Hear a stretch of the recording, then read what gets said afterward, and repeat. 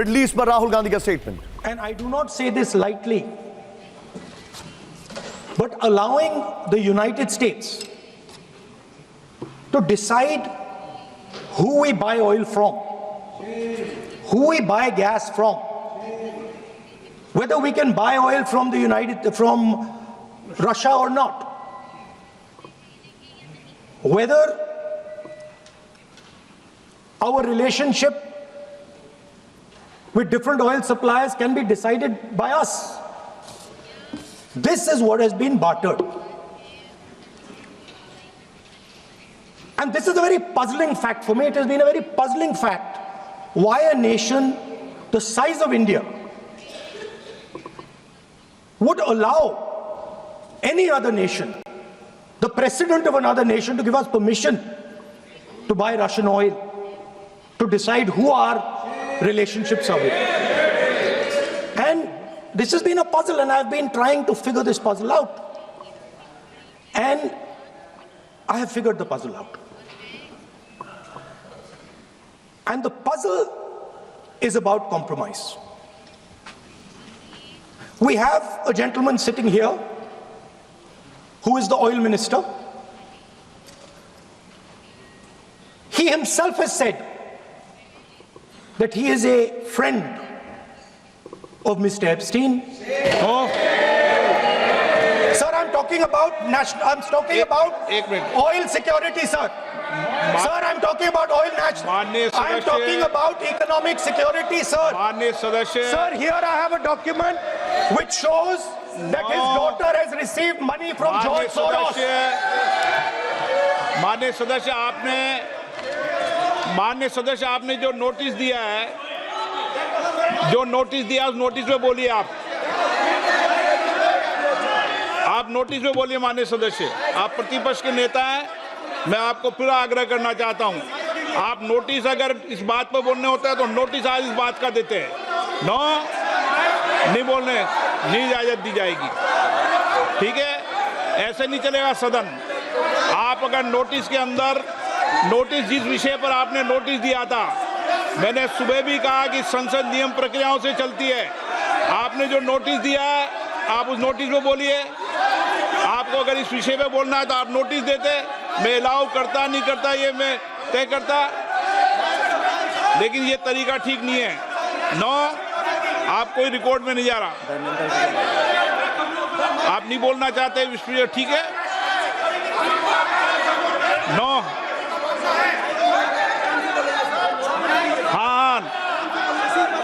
इस विषय पर जिस विषय पे नोटिस दिया उस विषय पे नोटिस पे बोलिए। अगर आपको इस डिटेल पे बोलना है तो उस पे नोटिस दीजिए आप। No,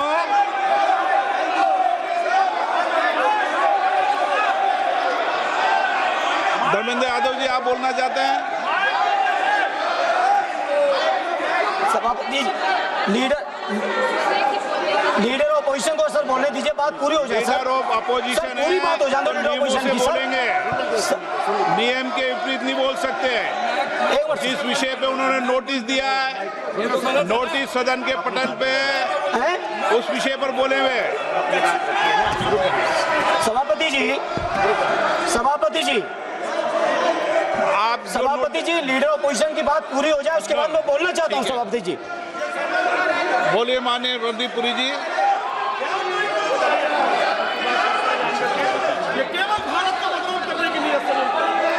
Honorable Speaker, sir. Honorable Speaker, sir. I rise to inform.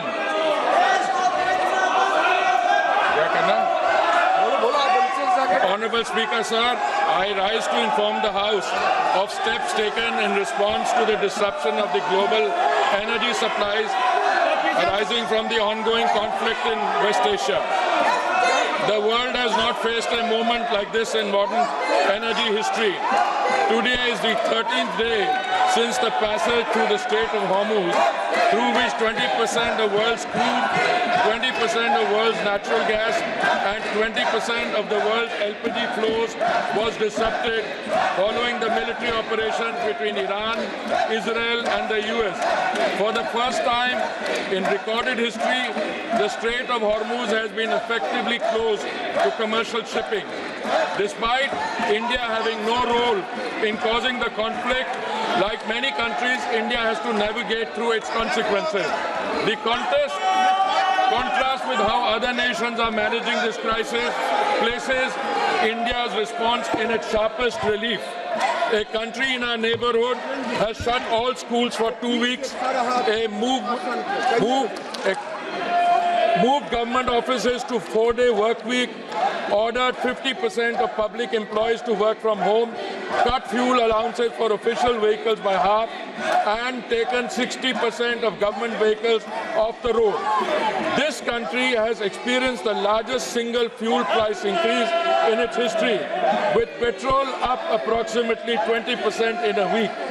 In another neighbor, has closed universities early and brought forward the Eid al-Fitr holiday to save fuel. Countries in Southeast Asia have also had to take energy rationing and conservation measures. Honorable Speaker, sir, India's crude supply position is secure and volumes secured exceed what the Hormuz would have delivered. Before the crisis, approximately 45% of India's crude imports transited through the Hormuz route. Thanks to the Honorable Prime Minister's outstanding diplomatic outreach and goodwill, India has secured crude volumes that exceed what the disrupted Strait of Hormuz could have delivered in the same period. Non-Hormuz sourcing has risen to approximately 70% of crude imports, up from 55% before the conflict began. India sources crude from 40 countries as against 27 in 2006 and 7. This structural diversification, built through sustained policy over successive years, has given us options that other nations find themselves without. Refineries are operating at high capacity utilization. In several cases, they are exceeding 100%. There is no shortage of petrol, diesel, kerosene, ATF or fuel oil. The availability of petrol, diesel, aviation, turbine fuel, kerosene and fuel oil is fully assured. Retail outlets across the country are stocked and supply chains for these products are functioning normally. Additional allocation of PDS kerosene has been issued to all the states.